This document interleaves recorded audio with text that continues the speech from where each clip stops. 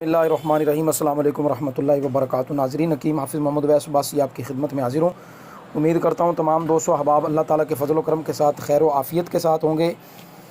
दोस्तों अल्हम्दुलिल्लाह आज फिर एक मिक़दार में हमने सफ़ूफ़े मुग़ल्लज़ ख़ास अपना जो दवाख़ाने का हम तैयार करते हैं अपना ज़ाती नुस्ख़ा अल्हम्दुलिल्लाह एक मरतबा फिर वो तैयार किया है।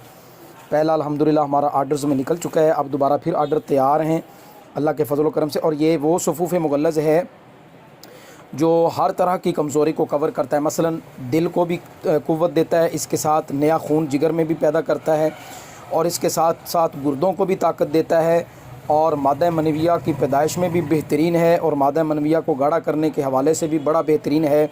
और ये मोतदिल मिजाज रखने वाला नुस्ख़ा है। गर्मियों में सर्दियों में ये इस्तेमाल किया जाता है। वो हज़रात जो जरियान के मरीज़ हैं, एहतलाम के मरीज़ हैं या जिनका मादा मनविया की मिक़दार कम है, उनके लिए मसलन जो कहते हैं कि हम मतलब मिलाप करते हैं, हक़ ज़ौजियत अदा करते हैं तो हमारा मादा बहुत कम मिक़दार में निकलता है, तो उसके लिए बड़ा बेहतरीन है। ये मादे की पैदाइश को बढ़ाता है और उसके साथ साथ मादा मनविया में जो स्पर्म हैं, जरासीम जिनको आम ज़बान में हम कहते हैं, जरासीमों की तादाद में बेइंतहा इजाफ़ा करता है।